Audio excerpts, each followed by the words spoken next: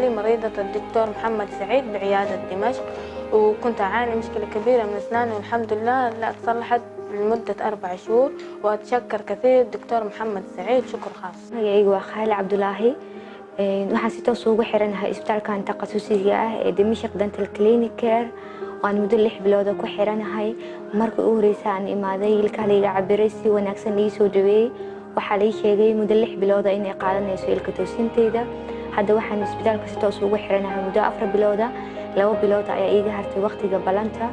waxaan imaadaa 15 maalinba mar oo ilkaha la ii dhaqo, deetana la iga bedelo biraha igu xiran. waxaan aad ugu mahadcelinayaa dhakhtarkayga qaaska ah Dr. Maxamed Saciid iyo guud ahaan shaqaalaha Dimashq Dental Clinic Care.